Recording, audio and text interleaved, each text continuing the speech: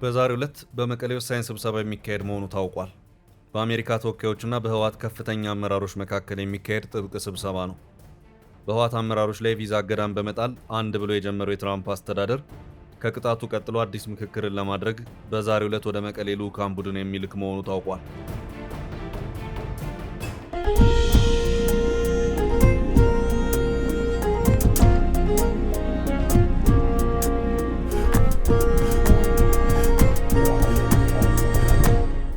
ህወሓት ተጨማሪ ቅጣቶች ውስጥ የሚገባበት ወይም የፖለቲካ አካሄዱን ለማስተካከል የሚገደድበት ወሳኝ ስብሰባ ነው።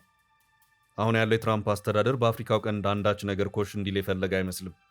የሱዳንን ጉዳይ ጠበቅ አድርጎ ይዟል። ህወሓት አካሄዱን እንዲያስተካክል በአመራሮቹ ላይ ቪዛ እገዳን በመጣል ያለውን ቁርጠኝነት በግልጽ ያሳየበት ሁኔታ ታይቷል። ለዚሁ የቪዛ እገዳም ህወሓት መድሎ ተደረገብኝ፣ አጥፊ የኢትዮጵያ መንግስት ሆኖ ሳለ ቅጣቱ የተጣለው ግን በእኔ ላይ ነው ሲል ራሱን ተከላክሏል። የቪዛ ክልከላውን ወይም እገዳውን ተከትሎ የወጣው የአሜሪካ ስቴት ዲፓርትመንት መግለጫ ህወሓት ራሱን እስካላስተካከለ ድረስ ሌሎች እርምጃዎችም ጭምር እንደሚከተሉ ፍንጭ የተሰጠበትም ጭምር ሆኖ ታይቷል። ይህም በመሆኑ በቀጣይ ይፋ ከሚደረጉት የትራምፕ አስተዳደር እርምጃዎች በፊት ውይይቶችን ማካሄድ የተፈለገ ሆኖ ይታያል። ከዚሁ ጋር በተያያዘም በአሜሪካ ኤምባሲ በኩል የአሜሪካ መንግስት ተወካዮች ዛሬ መቀሌ ላይ እንደሚመክሩ ከሰሞኑ መረጃዎች ሲወጡ ከርመዋል። የሚፈለገው ህወሓት አካሄዱን እንዲያስተካክል እንጂ ድርድር አይደለም። ህወሓት ሰፊ ወታደራዊ ዝግጅትን ማድረጉ የአደባባይ ሚስጥር ሆኗል። አሁን እንደውም የበርካቶች ስጋት የሆነው የህወሓት ወታደራዊ ዝግጅት ወደ ጦርነት የሚያመራ ከሆነ ጦርነቱ ቀጠናዊ ወይም ሪጅናል ይዘት እንዳይኖረው ነው። ህወሓት በቅርቡ ባወጣው አንድ መግለጫው በአካባቢ ጦርነት ከተነሳ ቀጠናዊ ይዘት ይኖረዋል የሚል ስጋት ያለው መሆኑንም ያስታወቀበት ሁኔታ ታይቷል። ህወሓት ከኤርትራ መንግስት ጋር ጽምዶ በሚባል ጥምረት አብሯል በሚል እየተሰማ ያለው ክስም በአካባቢ ጦርነት ከተነሳ ውጤቱ ቀጠናዊ መልክን እንዲይዝ የሚያደርገው ይሆናል የሚለው ትንታኔ የበለጠ የተጠናከረ እንዲሆን አድርጎታል። ህወሓት ከኤርትራ መንግስት ጋር ግንባር ፈጥሯል የሚለውን ጉዳይ በተመለከተ በተለይ በአሜሪካውያኑ በኩል የሚወደድ አልሆነም። ህወሓትን አንዱ በአሜሪካውያኑ ጥርስ ውስጥ እንዳስገባው የሚነገረው ይኸው ጽምዶ በሚል ከኤርትራ መንግስት ጋር ፈጥሮታል የተባለው ግንባር ወይም ወታደራዊ ጥምረት ነው። የኤርትራና የአሜሪካ ልዩነት የቆየና ስርም የሰደደ ነው። አገሪቱ በተደራራቢ አሜሪካ ማዕቀብ ስር ናት። ፕሬዚዳንት ዶናልድ ትራምፕ የተበላሸውን የሁለቱን ሀገራት ግንኙነት ለማሻሻል የተወሰኑ እርምጃዎችን የሚወስዱበት አካሄድ ቢቀይሱም በሴኔቱም በኮንግረሱም በኩል ያሉ ሰዎች የለም ጊዜው አሁን አይደለም በማለት ጠበቅ አድርገው እየተከላከሏቸው ይገኛሉ። ትራምፕ ኤርትራን አጥብቆ የፈለጉበት ጉዳይ ከኢራን ጋር ከገቡበት ጦርነት ጋር በተያያዘ የሆርሙዝ ሰርጥ በመዘጋቱ ብሎም ከኤርትራ ቀይ ባህር ማዶ የሚገኙት የየመን ሁቲ ታጣቂዎች ቀይ ባህርን ለመዝጋት በመዛታቸው ነው። ፖለቲካ ተለዋጭ ነው። አሁን ደግሞ አሜሪካና ኢራን የመግባቢያ ስምምነትን በመፈራረም ጦርነቱን አቁመው ወደ ሌሎች ዝርዝር የድርድር ጉዳዮች እየገቡ ነው። ሆርሙዝም እየተከፈተ ብሎም ጣራ ነክቶ የነበረው ዓለም አቀፍ የነዳጅ ዋጋም እየወረደ ነው። የሆርሙዝ ተዘግቶ አለመቀጠል በቀይ ባህር በኩል የኤርትራን የአንድ ሰሞን ተፈላጊነት በአሁኑ ሰዓት ዝቅ አድርጎታል።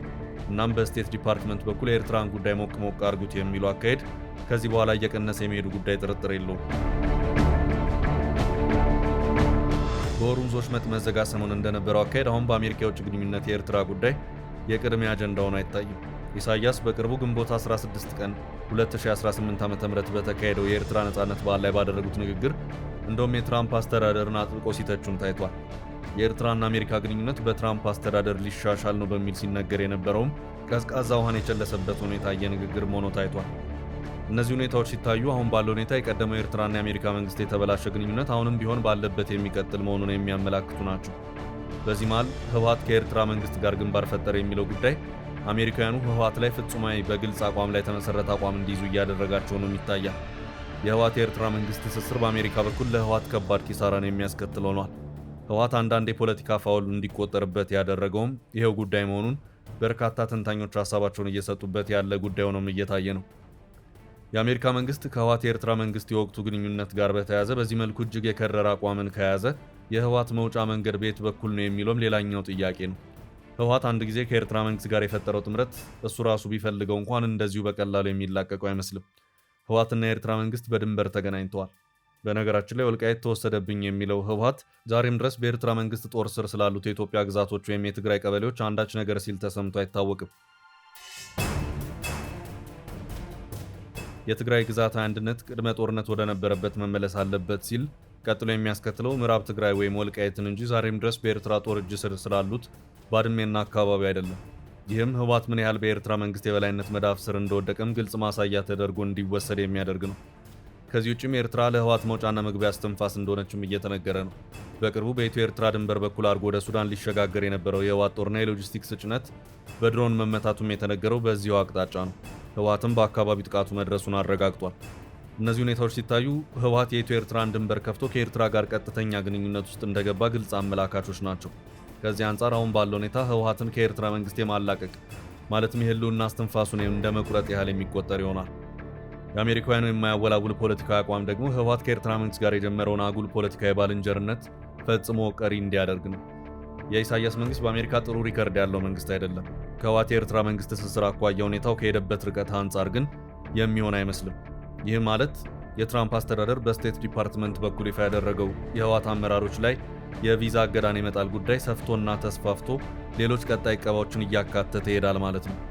የዛሬ መቀሌ ውይይት ከዚያ በፊት አንድ ወይም ሌሎች እድሎችን እንስጣቸው የሚል ይመስላል።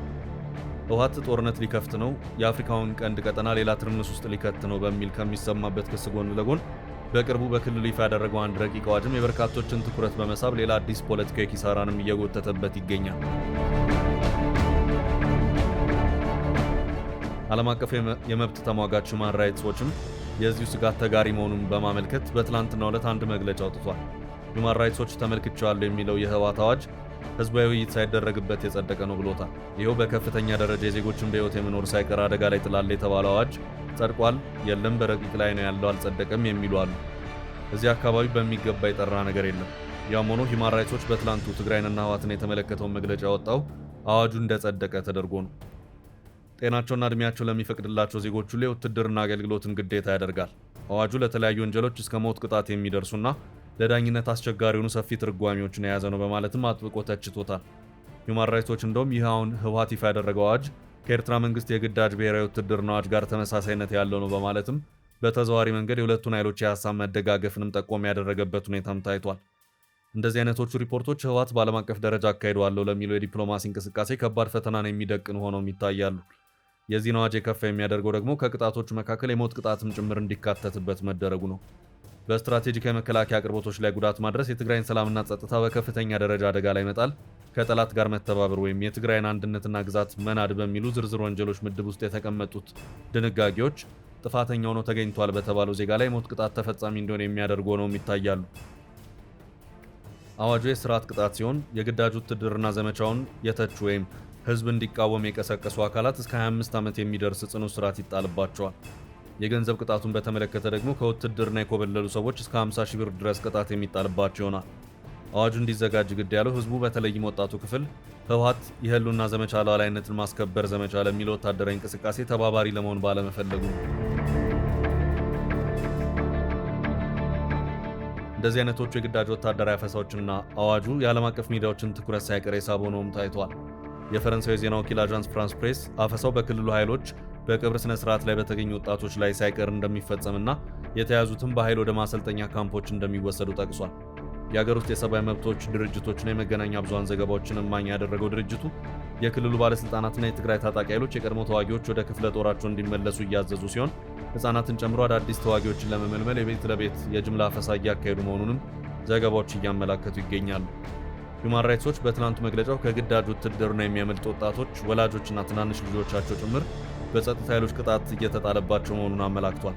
ድርጅቱ በዚህ ምክንያት የግዳጅ ውትድርናንና አዲስ ጦርነትን የፈሩ በርካታ ዜጎች ስፍራውን ትተው በመሰደድ ላይ መሆናቸውንም ጭምር በዚሁ መግለጫው አካቶም ታይቷል። በዚህ መልኩ በዓለም አቀፍ ሚዲያዎች እንደዚሁም በሰብአዊ መብት ድርጅቶች የሚወጡ ትግራይን የሚመለከቱ ሪፖርቶች ህወሓትን ከባድ የፖለቲካ ነጥብን የሚያስጥሉ ሆነው ይታያሉ። ነጥብ በማስጣሉ በኩል ድርጅቱ በተለይ ከኤርትራ መንግስት ጋር ፈጥሮታል የተባለ ግንኙነት ሰፊውን ድርሻ ይይዛል።